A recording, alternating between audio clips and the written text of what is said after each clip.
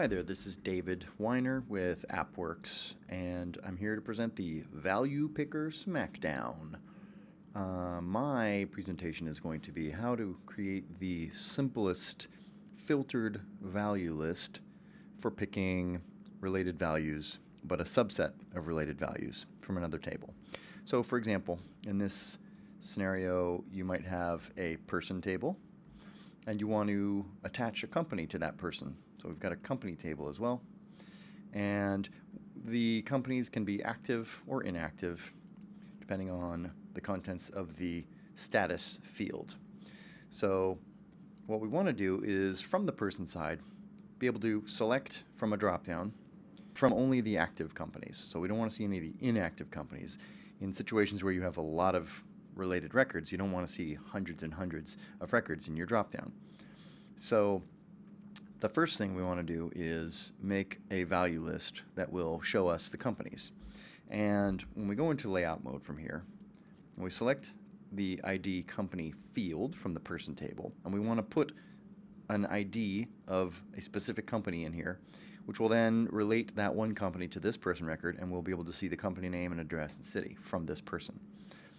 So when you go to this database palette, you can choose from the control style pop-up menu for this field, and you want to choose a value list. There's already a value list in here called company status that just shows active or inactive.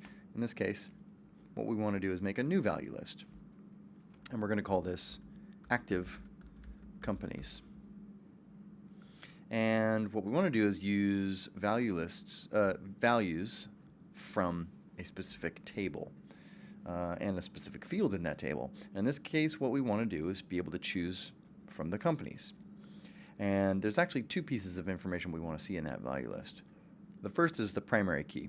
So we're going to use values from the first field of the company table, and that's going to be the primary key field. We also want to display values from a second field, and that's going to be the company name. Now, if we just leave it like this, what we'll see in our dropdown is a long string of numbers, which is the primary key, and then the company name. And that's not all that useful because the primary key is not really a good way for identifying the company we want to pick. We just really want to see the company name.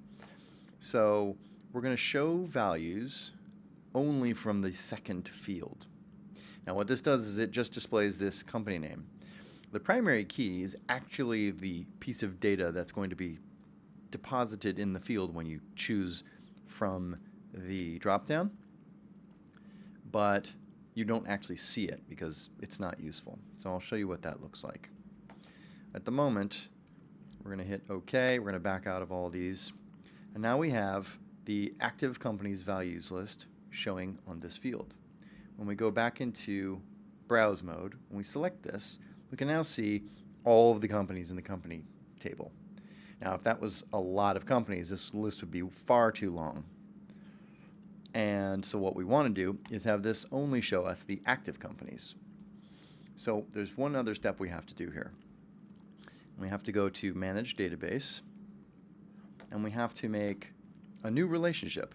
So right now, we have a relationship between the person table and the company table by the ID of the company, or the primary key. So this value list actually creates a relationship. It deposits the primary key of the company into the ID company field in the person table, and now we'll have a relationship between the two. But if we want to show only the active companies, what we need to do is actually make a new table relationship. And this one we're going to call company active. So I added a table, choose the company, name the table occurrence company tilde active, and now we place this over here. Now what we want to do is make the person record, a field in the person record, match the word active in the status field. That will make it so that from the person record, from any person record, you can see all the companies that have the word active in the status field. So in order to do that, we actually have to have a field in the person table that can hold the word active. And so we'll go over to tables, we'll double click on person, and we'll add a new field, and we'll call it active. And this field is going to be a calculation field. And the calculation field can be pretty much anything we want. In this case, we're just going to have that calculation field calculate the word active as a string. So we put it in quotes because it's a string. If we leave the quotes off, FileMaker won't know what to do with it. It will think it's a field name or something. And we also want to make sure that the calculation results in text. So we basically have now added a field to the person table in which every record will hold the word active in this one field. We're not going to use it for anything except this relationship. So now we make a relationship between the word active and the status of the company. So from any given person now, we can view either through a portal, or in this case it's going to be a value list, all of the active companies, because the word active matches the word active in some of these companies, but not all of them. So now we've made this relationship, we can hit OK. When we go over to here, we go back into layout mode. When we select this ID company field, we're going to actually edit the value list. You click on the pencil, and you hit edit, and then we specify the fields that we want to use. And now we're going to use values from the first field in company active table occurrence. And we're going to also display values from the second field in company active. And we want to choose primary key again, because remember, we want to choose a primary key from the active company we want to select.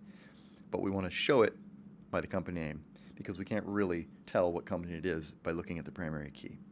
So now we'll choose by company name because we're showing only values from the second field.